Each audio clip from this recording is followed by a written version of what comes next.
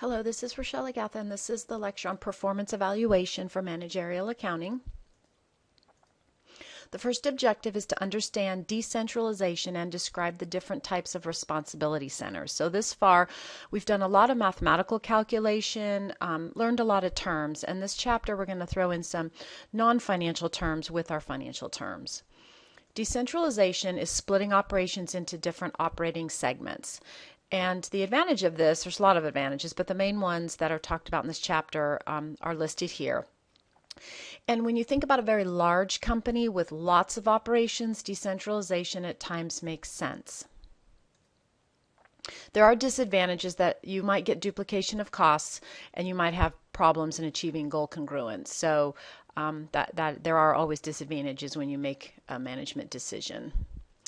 Performance evaluation systems provide upper management with feedback, and to be effective, they should clearly communicate expectations, provide some kind of benchmark that promotes your goals, and then motivate segment managers. Responsibility accounting there's a term called responsibility center. It's part of an organization whose manager is accountable for planning and controlling activities. So you think about a big company with a CEO. If you have responsibility center, you have this mini manager who's like a mini CEO. Responsibility accounting is the system for evaluating the performance of each responsibility center. So if you think about a really large company, let's think about an auto manufacturer, and there's lots of different things going on, you're going to assign responsibility to different levels of management because there's no way that one person could really keep everything going in the proper way. And that's where responsibility accounting comes from. There's types of responsibility centers: a cost center, a revenue center, a profit center, or an investment center. Objective 2 is developing performance reports for different responsibility centers. So no longer will the big financial picture work. If you are holding people accountable at a different level, you need to produce performance reports for them. The performance report compares actual revenues and expenses to budgeted figures. You're going to get a variance, which we're all used to, is the difference between actual and budget. Favorable causes operating income to be higher, and unfavorable causes it to be lower. That's generic. Same terms we learned in financial accounting. Then there's management by exception. So here's a typical report for a revenue center. Here's your different product lines, your actual sales, your budgeted sales, and your variance. So it's very simple. Segment margin is the operating income generated by a profit or investment center before subtracting common fixed costs that have been allocated to the center. So the word center could also be service line if you're in a service business. So keep that in mind. So here you have your performance report for these Mexican sauces, and you have your sales and all your variable expenses and your contribution margin, and then you have your direct fixed expenses that have been allocated. And then you get your segment margin, and then you have your common fixed expenses. So you're just delineating down in more depth for segment reporting.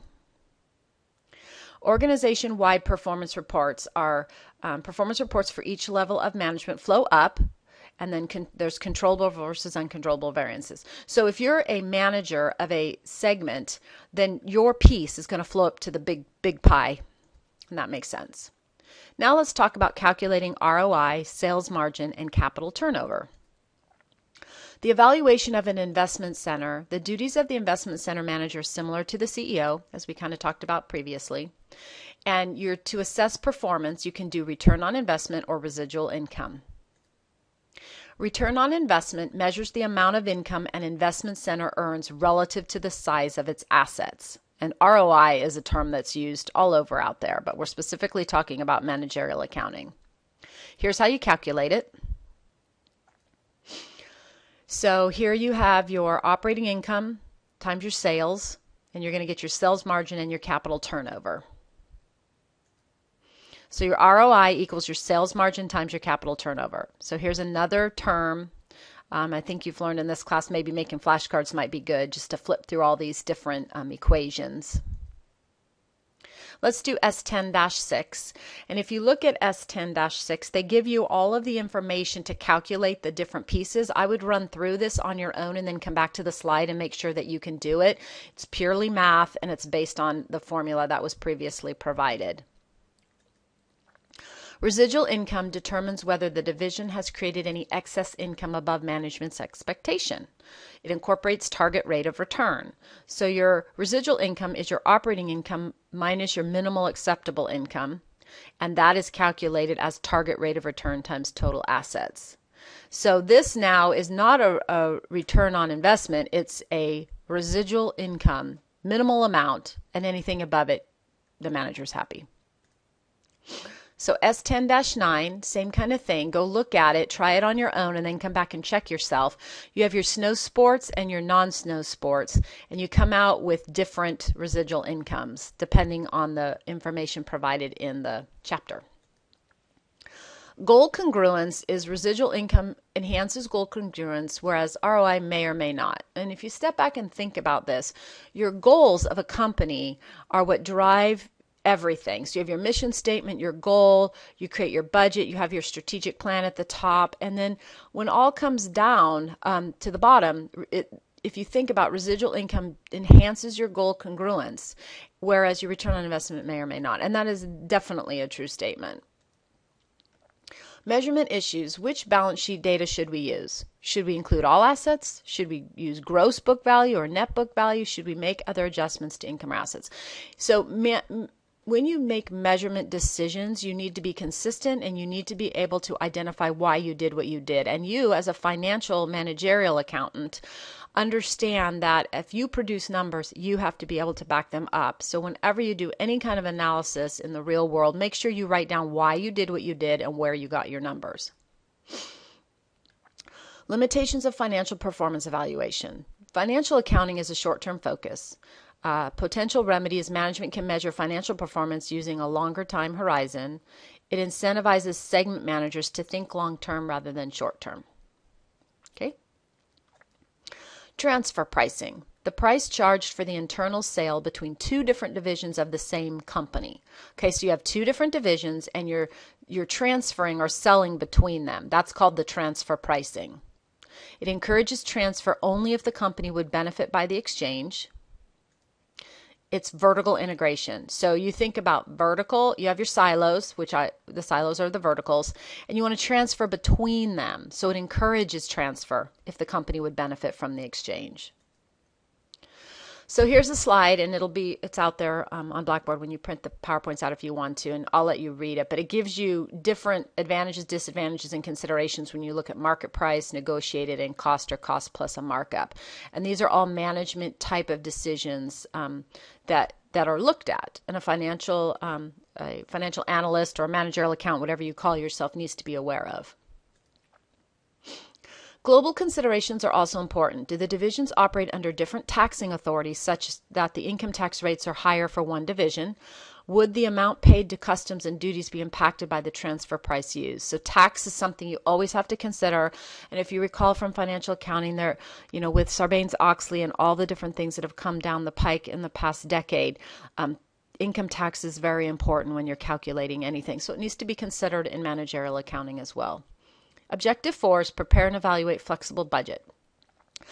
Flexible budgets are used in all kinds of industries, not just manufacturing. So keep in mind, if you work in a service business like healthcare, you're going to see this. It's a budget prepared for a different level of volume than that which was originally anticipated. So remember, your master budget is a volume times a rate and a bunch of expenses times for that volume. The master budget variance will be the difference between the actual revenue and expenses and the master budget. It's an apples to orange comparison. And why is that? Well, let's take a look at this. You have your master budget, which was based on 25,000 cases. Your actual cases are 28,724. If you go look at Exhibit 1011, you'll see where these numbers came from. But the key focus here is your flex budget will pull out what's volume variance and what's something other than volume variance. So what you need to do in this situation is really decide of your variance what's volume and what's rate. And managers want to know that. They want to know, when I look at that bottom line and I see my budget of 124.5 and my actual of 140, how much of that's a volume variance and what other factors are involved. And as I mentioned, volume variance is the difference between the master budget and the flexible budget. It arises only because the volume differed, not because of any other factor. So here we plopped in the volume variance. So of the difference, 13.6 is related to volume. The flexible budget variance is the difference between the flexible budget and the actual results. So the rest of the variance has to do with something else. It has to do with price. Usually it's rate. So management accountants talk about volume and rate variances. The underlying causes of variance are management by exception. That's a broad term. Basically, you're saying that the management did something different than what the company had planned. Use performance reports to see how operational decisions affected the company's finances. And here's a nice little picture.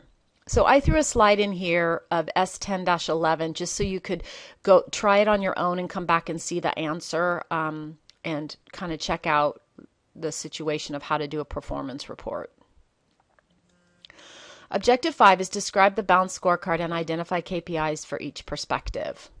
Non-financial performance measurement. Lag indicators reveal the results of past actions and decisions. Okay, that's a lag indicator. A lead indicator is predicting future performance. A balanced scorecard, management must consider both financial and operational performance measures to be balanced. The major shift is financial indicators are no longer the sole performance measure. There are 4 perspectives of the balanced scorecard: financial, customer, internal business, and learning and growth. Those are the basic 4. The key performance indicator summarizes performance metrics, assesses how well the company is achieving its goals. So we get back to the whole mission, goals, strategic plan, budget. It's a big picture. It's not just financial accountants operating in a silo somewhere. It's continually measured, and it's reported on performance scorecard or some kind of dashboard. Dashboard's the nice, cute word these days. Everybody wants a dashboard, and managerial accountants are a big piece of providing these dashboards. The financial perspective is how do we look to shareholders, must continually attempt to increase profits. The customer perspective is how do customers see us? The customers are concerned with the 4 product service attributes right here.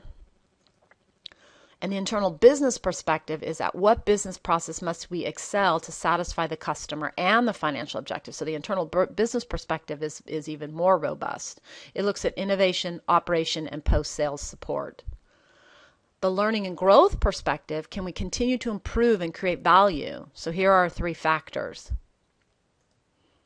Sustainability and performance evaluation looks at KPIs, looks at sustainability, and looks at the community. So it's the evolution beyond financial. And that's the end of the chapter. So hopefully that helps you to do your homework. If not, send me an email. Thanks.